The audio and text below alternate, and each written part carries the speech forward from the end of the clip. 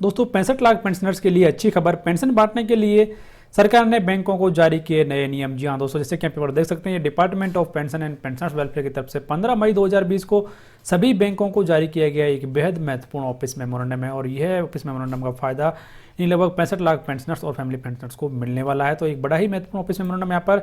तो bank pension release करने और समय समय पर पेंशनर से सर्टिफिकेट मांगने के लिए अलग अलग प्रक्रियाओं का पालन कर रहे हैं।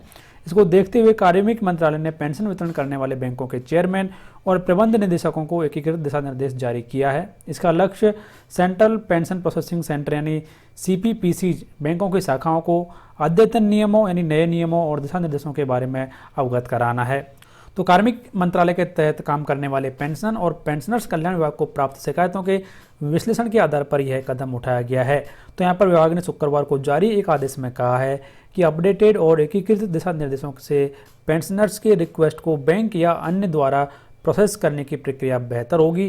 कार्मिक मंत्रालय ने कहा कि पेंशन और पेंशनर्स कल्याण विभाग द्वारा पेंशन वितरण को लेकर समय समय पर जारी किए जाने वाले जरूरी दिशा निर्देशों को एकीकृत किया गया है।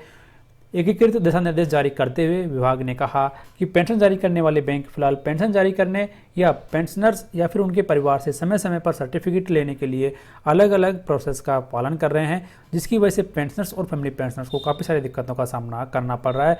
तो सभी बैंकों को नए एकीकृत दिशा निर्देश का पालन करने को कहा गया है। साथ ही इन दिशा निर्देशों का व्यापक प्रचार प्रसार करने के लिए इन्हें बैंकों की वेबसाइट पर अपलोड करने और बैंकों की शाखाओं में नोटिस बोर्ड पर लगाने का निर्देश भी दिया गया है। यानी कि नए दिशा निर्देशों में कहा गया है कि पेंशन वितरण करने वाले बैंक आधार कार्ड पर आधारित डिजिटल लाइफ सर्टिफिकेट यानी जीवन प्रमाण पत्र को स्वीकार करेंगे। वहीं इन नियमों के मुताबिक 80 साल या उससे अधिक उम्र वाले पेंशनर्स हर साल अक्टूबर के महीने में ही अपने जीवन प्रमाण पत्र जमा करा सकते हैं।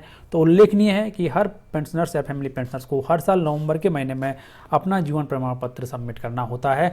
तो यहाँ पर लगभग पेंशनर्स और फैमिली पेंशनर्स से जुड़ी हुई 12 तरीके की शिकायतों के समाधान के लिए नई गाइडलाइंस यहाँ पर डिपार्टमेंट ऑफ पेंशनर्स और पेंशन और पेंशनर्स वेलफेयर की तरफ से जारी की गई, जिनके बारे में आपको जानकारी अगले आने वाले वीडियो में दी जाएगी। दोस्तों फिलहाल इस वीडियो में इतना है कि 65 लाख पेंशनर्स और फैमिली पेंशनर्स के पेंशन वितरण के संबंध में सभी बैंकों को department of pension and pensioners welfare की तरफ से नए दिशा निर्देश जारी किए गए हैं।